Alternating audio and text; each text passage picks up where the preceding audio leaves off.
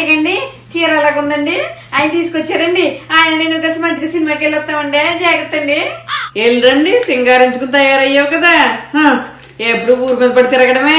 పెళ్ళై సంవత్సరం అయ్యింది. ఓ మనమున్నో మనవరాలో నా చేతిలో పెడదామని లేదు. ఎప్పుడు ఊరి మీద పడి తిరగడమే. అదే నేను అనుకుంటున్నానండి, మాకు పెళ్ళై సంవత్సరమే కదండి అయ్యింది. మీకైతే పెళ్ళై చాలా సంవత్సరాలు అయింది కదండి. మీరు ట్రై చేయపోయారా అండి? ఏం మాట్లాడుతున్నావురా? ఎంత మాట ఉంది ఇది. దీనికి ఎత్తానాగండి. నేను కందామని అనుకుంటున్నాను.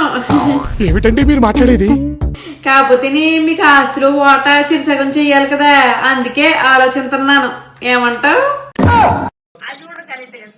అయ్యి బాబు వద్దులండి, నేనే కంటాలండి. వెళ్ళండి. ఇది రియలైజేషన్. చూసారా, దెబ్బకి లైన్లోకి వచ్చేసింది. లేకపోతే నాతో ఎటకరలాడుతుంది ఇది. పిల్ల కాలువ ఏమో ఎందుకు వచ్చింది, ఇవిడికి అన్నాకనే వస్తుంది. అనవసరంగా ఆస్తులు సగం భోగం పోద్ది. ఎందుకు వచ్చిన గోళ, మనం ఏదోలాగా ట్రై చేసేద్దాంలే. అలాగేంది అది మరి అత్తగారు అంటేనే.